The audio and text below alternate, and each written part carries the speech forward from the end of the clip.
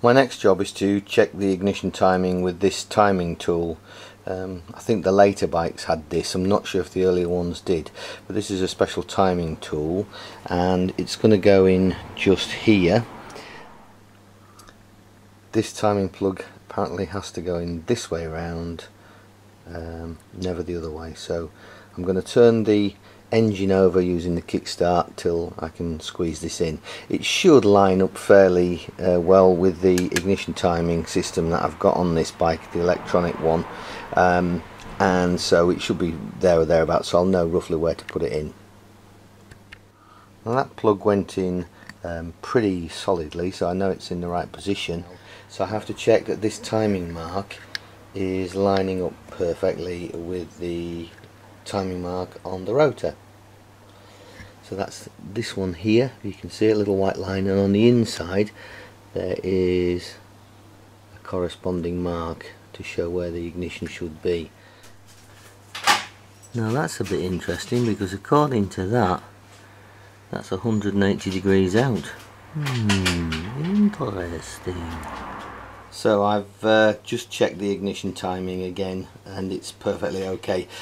That timing plug goes in on two places on the flywheel, I guess for the 2 cylinders, but as far as the instructions go on this electronic ignition system, as long as that line meets the rotor on one side, I think it fires twice per cycle anyway, and they line up okay. It doesn't look like it perhaps from this angle, but when you get down at correct eye level the line does mark up with the fully advanced. So that timing according to the electronic ignition is now perfect. So the next thing I need to do is to do the compression test, and then we'll see if we can get the bike fired with a new fuel system. Right, so this penultimate part is checking the compression test. So I've got my tester plugged into the left hand cylinder, and I'll see what I get there. So it's just a case of using the Kickstarter, and then I'll just pump it up till I get the maximum on this gauge.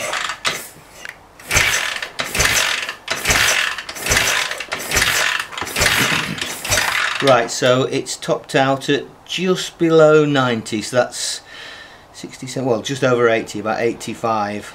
So we'll see what the other cylinder does. This is just a screw fit with a rubber on the end, so it's the rubber that creates the seal.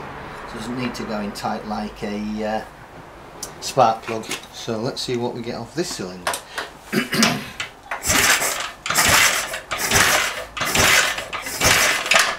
Well, it's just over 90, so there's not a massive difference between the two, 85.5 difference. So this should normally be done when the engine is hot, but because I can't get it started I can't really do that. But I'd say there's nothing untoward with those two. It's within 5 psi, so we've got to assume at this stage that that compression test is good. So the final bit now is to do the... oh, don't film me!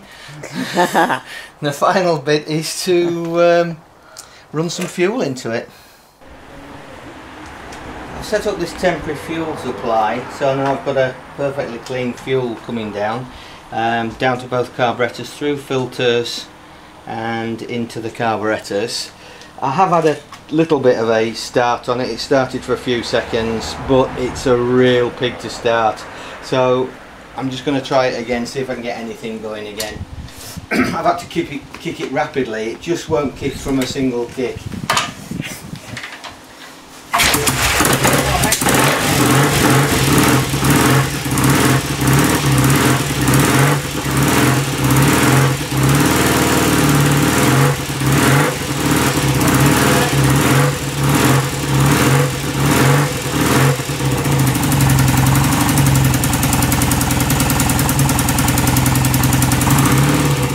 Well, I don't know what happened there, but it certainly fired and ran.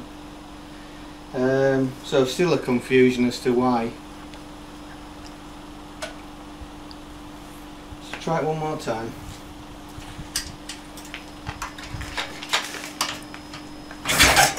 There you see. No, it doesn't want to.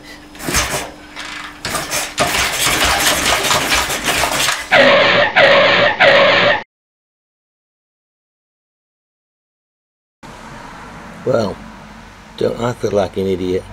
Only during the editing of the film did I notice this tiny little mark next to the A on the electronic ignition system, and when you actually get the thing lined up properly, this inner rotor with its mark, which is very difficult to see admittedly, I've put actual mark on it, it is significantly advanced in that position. It's just getting the angle right to show you. It's really hard, but it's definitely not in the right place. I've tried to line that mark up on the inner rotor with the A, and clearly it should be with the mark which is in front of the A.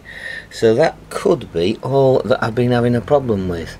If you can see the little mark, it's very hard to see. It's probably easy to see on the counterclockwise one, but maybe not. Oh yeah, you can see it against the counterclockwise one, and there's one there against the anti-clockwise one, and mine definitely don't line up.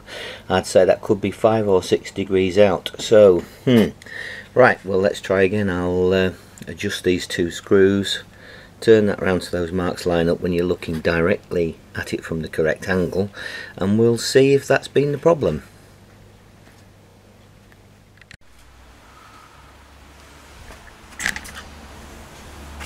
So with the ignition now doubly checked, and I think that could be the thing.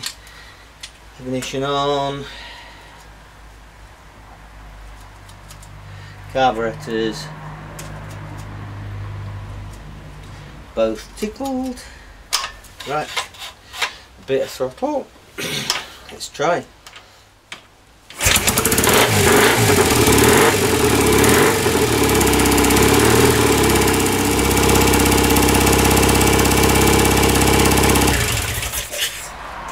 So after all that, it was the ignition timing that seems to be at fault. It's not the easiest bike to start. I think you've just got to get it in the right position with the compression.